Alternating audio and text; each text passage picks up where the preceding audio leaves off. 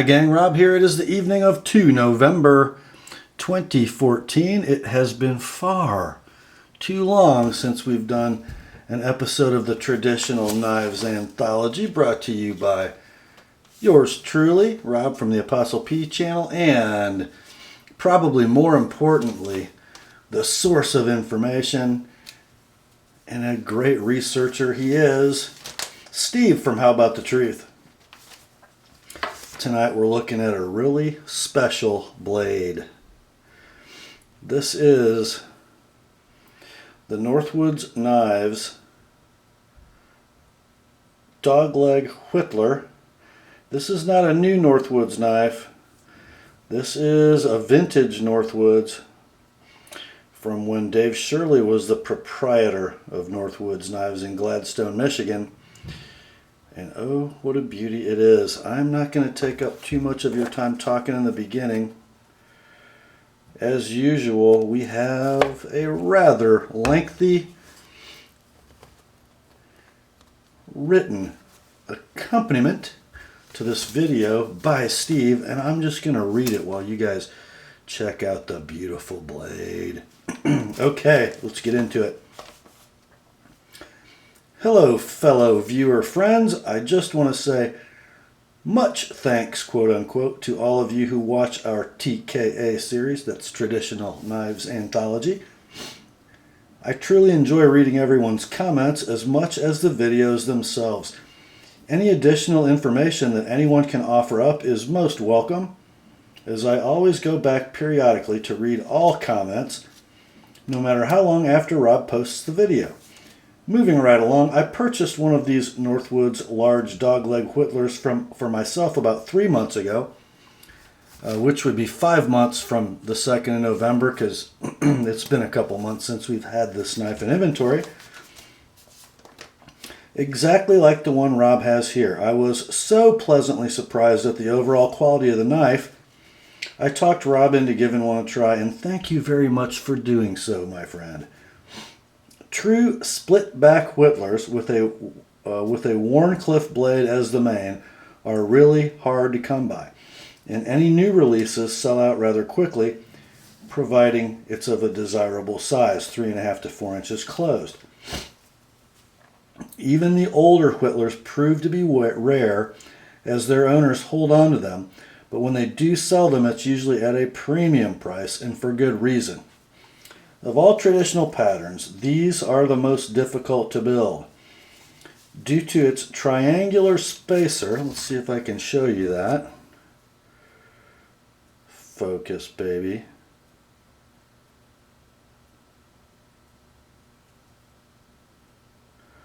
Can you see the triangular spacer? I think you can.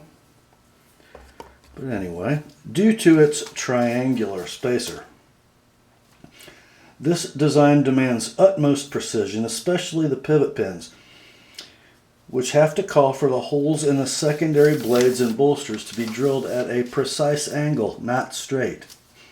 Only the hole for the pivot pin of the main blade can be drilled in a conventional straight fashion.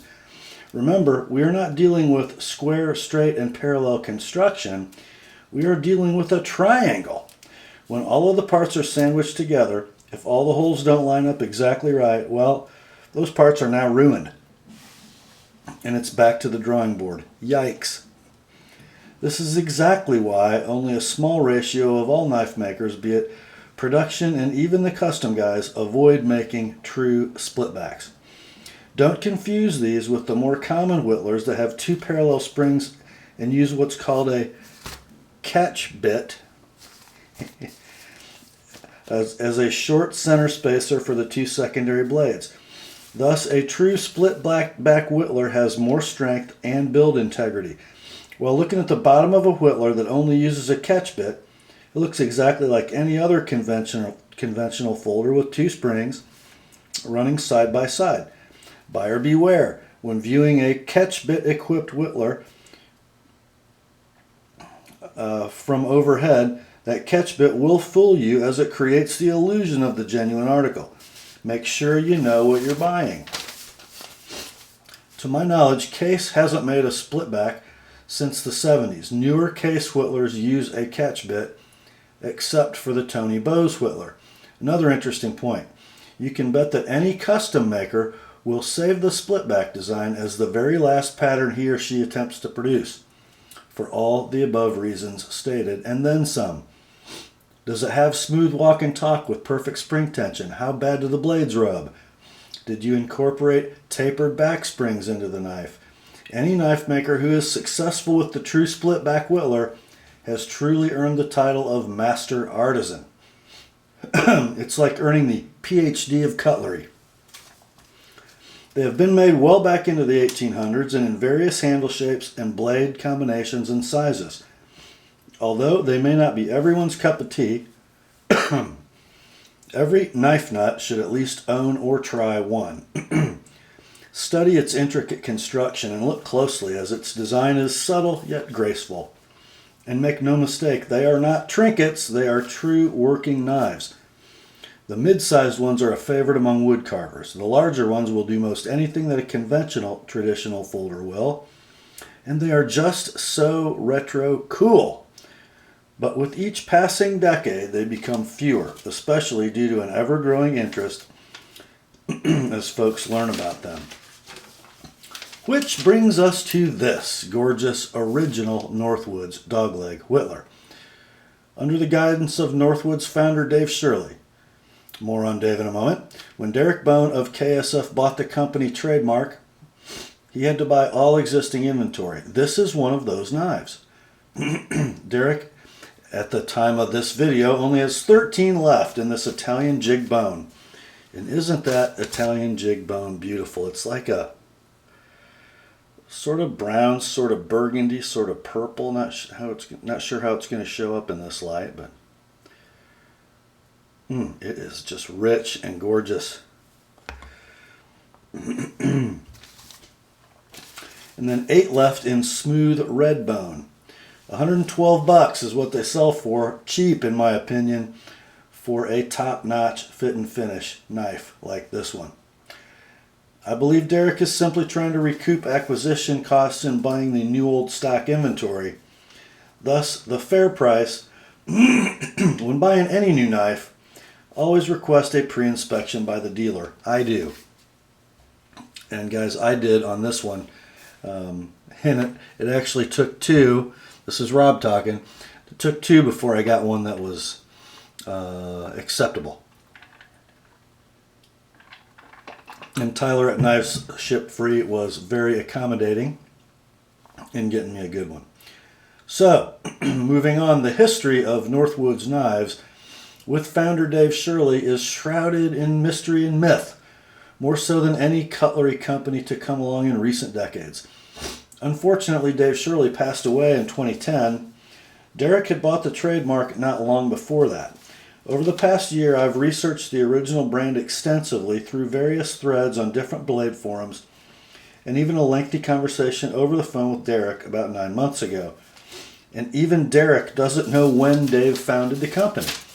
He knows that the company was in existence at least 15 years ago. This is the single most frustrating question I have yet to find the answer to.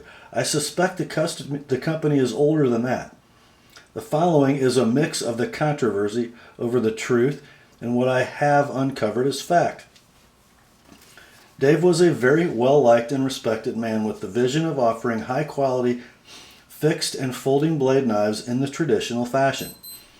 Basing his business out of a cutlery mecca known as Gladstone, Michigan, an area made famous by a few old knife companies such as Bark River and Marbles Knife and Tool Company, among others. We know for a fact that his fantastic fixed blade hunting knives bordered on custom quality and were indeed made in his factory in Gladstone. That's by him, we're referring to Dave Shirley and the company Northwoods Knives. And if you guys remember, again, Rob interjecting, I gave away a Northwoods fixed blade in my 5,000 subscriber giveaway, and it was an absolute work of art. I need to insert a side note here back to Steve. At some point early on, Mr. Shirley bought the famous old Skagel trademark. William Skagel was and is by many considered to be the godfather of custom knives. I believe he made his knives in the early 1900s. Also, although some were crude in appearance, his knives, both fixed and folding, with folding knives being the rarest, were considered by many, even to this day, to be among the very best. Very tough, dependable, made one at a time, and with his unique maker's mark and the now famous arrowhead shield pinned on. But the pin is left proud on the top of the shield because he drove his pin through the shield. He hand forged and heat treated all of his own blades. He was also known for being frugal and thrifty, and that he would use any number of materials that happened to be lying around, in addition to traditional materials for knife handles. The result was very unique designs. Today, his authentic knives fetch anywhere from $10,000 to $30,000 at auction. Derrick Bohn and Dave Shirley before him used the arrowhead shield also on the Northwoods knives, as we see today, in honor of William Skagel. But only the Skagel branded knives have the protruding pin in the shield. Derrick also owns the Skagel trademark now. Back to Dave. According to Charlie Campagna, Dave did indeed make his own folding knives in the very beginning, but only a few. We're talking actual numbers of knives, not pattern. Very few. And here is where the controversy begins. Got to take a drink. Dave claimed that some of his folding knives were made in his own Gladstone factory, and some made elsewhere, and some being parts manufactured by Queen Cutlery, then assembled at his own factory. I have found many heated debates on various knife forum threads over where his knives were really made. The popular assumption is he had the parts made by Queen and then hand assembled and finished them at his own factory. Excuse me. Since the beginning, American cutlery companies have used each other to produce knives via contract. Nothing new there. And some keep it secret, while others even allow the actual maker to share both tang stamps, trademarks on the same knife.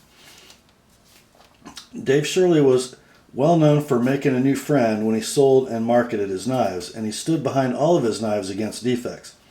Old Dave would take care of you with any issue.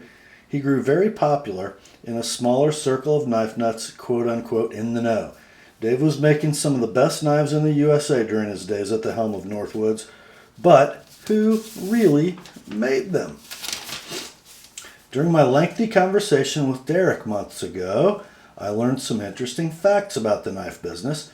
When you approach a company to make knives for you, among the obvious questions, the last one is, what level of fit and finish do you want? Do you want a standard fit and finish, or do you want to pay extra for high end? Remember that. And Dave Shirley enjoyed the mystery and controversy surrounding the actual production of his knives. He wouldn't even tell his friends the whole truth, not even Derrick Bohn. But Derrick told me that he saw, quote unquote, no evidence of the equipment necessary to finish folding knives at Dave's shop in Gladstone. Interesting. Good grief. But alas, I found out the information that I believe holds the key to the mystery that Dave took with him to his grave. And it is a proven fact not known by many. Drum roll. Wait for it. Dave Shirley sat on the board of directors of Queen Cutlery. Ha ha ha. Just look at that beautiful Whittler. It's got Queen written all over it, and I concur, it does. At their best. Oh, the blister on my finger. The end. Case closed. Okay, that's the end of Steve's written text. But we got to look at something else before I pick up this knife. And I'm going to move the knife in the box out of the way for just a minute. This is what I want you to look at. I'm going to back up my zoom. This is Steve's drawing of the butt and the back of a split back Whittler. And he was talking about the triangular spacer. Here you go. So cover, cover, bolster, bolster, back spring, back spring, and back spacer. Okay. Now, if you notice, you know, he was talking about how these holes have to be drilled at angles. Imagine, imagine this back spring. See how it's angled now because of the triangular shape of the back spacer? If we straighten it out, what happens to the pinhole? Well, it goes off at an angle like that. So when those are sitting on a drill press, they have to be drilled at that angle, and then when they get assembled at a complementary angle, it makes all the holes straight. I hope that becomes clearer looking at the picture. And if you notice,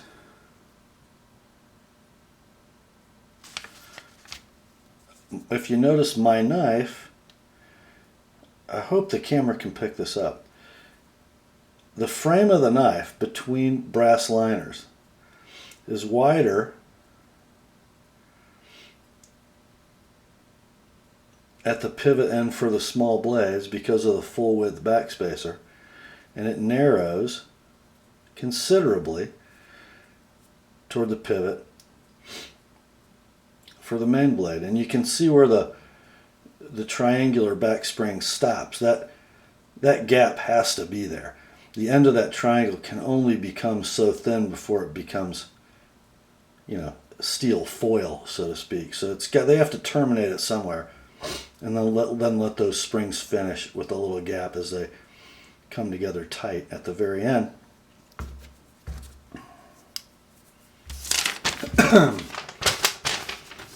So let's see. This is the true split back whittler. This is a diagram of the catch bit whittler.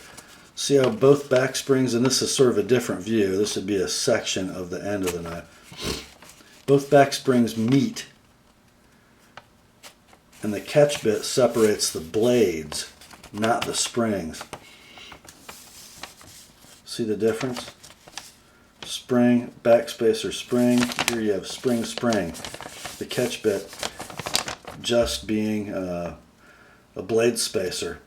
And the only thing holding that catch bit in place is the pivot pin and then the flat surface of the spring. So it's only on one pin. The only thing keeping it from jiggling is the pressure of the back springs on it. Whereas in the true split back whittler, you have pivot pin, this pivot pin holding it in place, and then this center pin holding it in place. So it's much more robust.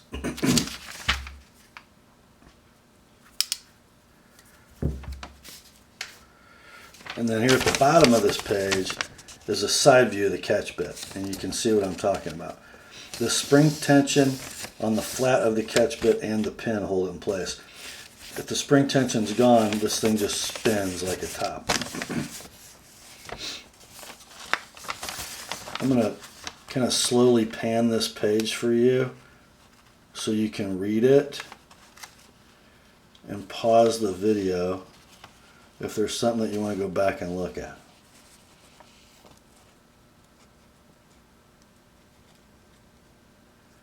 Okay, enough of that. Now, we're going to just talk about the knife. Whoops, bumped the tripod. What does Steve mean when he says this thing's got Queen written all over it and the best they can do? Well, the best they can do, guys, those of you who are new to traditionals, and I'm not sure we have at least the intricacies of traditional knives.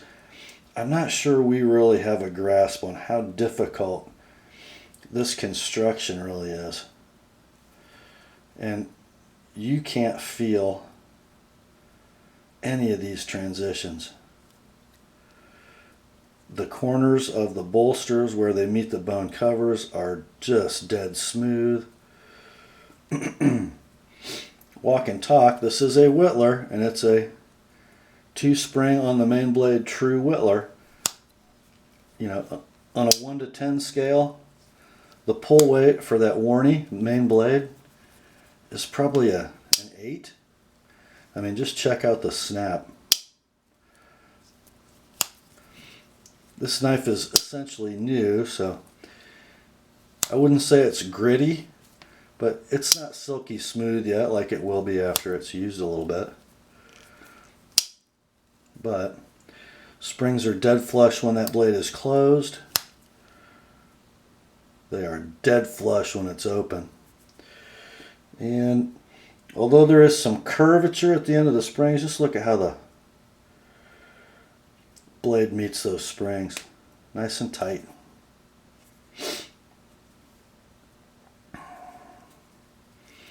Now, when you're opening the secondary blades on a Whittler, because everything is so doggone tight, and I'll show you this closed.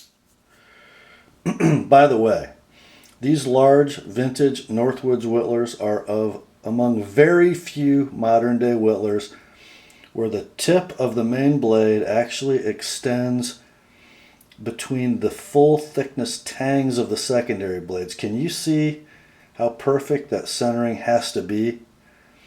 Frankly, I'll tell you this, the first one of these I had, not only was there blade rub, but if you closed the main blade, it would crash into, I believe, the small clip blade on the right. This one's perfect. And how ambitious is that? Most modern Whittlers, the main blade stops about here, where there's plenty of room, as you can see the taper inside the knife, where there's plenty of room between the blades. It'll stop somewhere out here.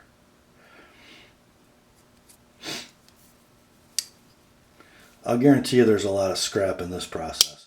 Anyway, I was saying, if you're going to open the secondary blades on the Whittler due to rub, you want to do it with the main blade open. So here's our little clip. Beautiful profile. I don't know if the camera will pick this up, but I believe this blade started its life as a pen blade or a spear, because the finish on the spine and on the clip are not the same, and the finish on the clip is pretty horrible. Just saying. Anyway, you want to open these with the main blade open, and then to use them we can go ahead and close the main blade. Closing, not such a big deal. So that's the clip, and now let's open the pen. Easier said than done. Nail nicks are a little bit not sharp, I guess I would say. Nicely done. Now this knife has been sharpened by me, and I had to do it freehand. These secondary blades are, I'm going to say, not ground terribly flat. They just didn't want to sit well on the table of the Edge Pro. So I did them by hand, no big deal. And I'm going to wipe this Warney down. If there's an area on the knife that Queen has just never done as well as GEC, it is blade grinding. It's very hard to see. Mirror polished. This blade I have sharpened on the Edge Pro, and I did it with very flat stones. But if you look closely, you look down the edge bevel, and this is me being very mindful of how long the stone is in a particular area of that edge, how many strokes I take, what kind of pressure I'm using. In order to get a cutting edge that's straight,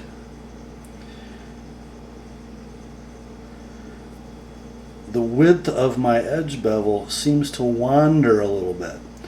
Well, the reason for that is the width of the blade isn't consistent. In a straight line from tang to tip, the width behind the edge just wanders. I don't know if this has been a problem with not dressing grinding wheels often enough, or I don't know what the deal is, but Every Queen Wharncliffe I try to sharpen ends up being an absolute nightmare. This is one of the better ones. If this knife is made by Queen, it's the best Queen can do. There's some things they do beautifully, and this definitely, if it's a Queen knife, it came from that part of the shop where they do the premium runs. If you look at the pins, you don't see what appears like a washer around the edge of each pin. That's material left from spinning pins into place. That's a tool that is spinning around, and as it comes down with pressure, it gradually mushrooms out the top of that pin, and it leaves a ring around the pin. And if you'll notice, that not present on any of these pins, which leads Steve and me to believe they're all hand hammered pins. And would you look at the jigging in that bone cover? It's exquisite. It's like a herringbone, almost like a braided pattern, just gorgeous. So we've got nice walk and talk on this main blade with strong spring, great snap. And then the secondary blades, very smooth, with, you guessed it, about half the spring tension of the main blade. Why? Main blade 2 springs, secondary blade 1 spring.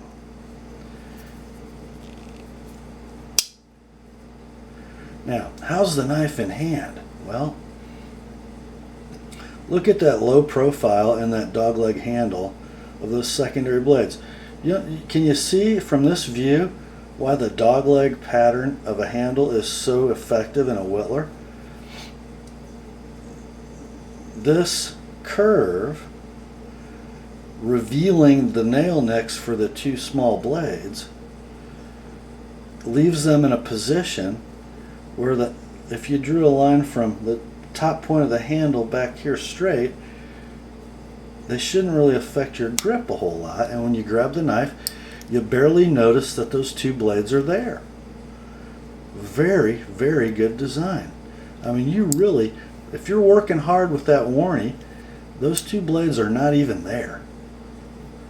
Just a superb design for a real working knife, something you're going to have in your hands for hours in wood, bearing down, squeezing hard.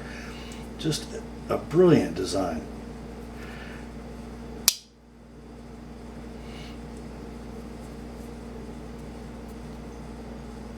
And oh, so hard to make. Just look again at the precision. There's a great view. This knife not perfect. I've got my issues with the small blades. The grind of the Warnie is not great, but what a piece of history. And this might be the last really faithful attempt by an American knife maker to produce a whittler in all its glory. And I get a big streak on there.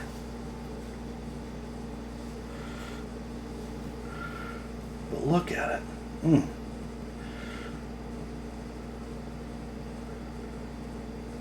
It's not your mama's Warnie. That thing means business. Well, that does it for number 9. The 9th installment in the Traditional Knives Anthology. Thought you guys would like to see this knife and hear about it from Steve. Episode 10 is going to be 2 more split back whittlers, these from Great Eastern Cutlery. So stay tuned for that. I should have that out in a couple days. Have a good rest of your evening, my friends. Grace to you and peace from God our Father and the Lord Jesus Christ. And remember, the word is sharp.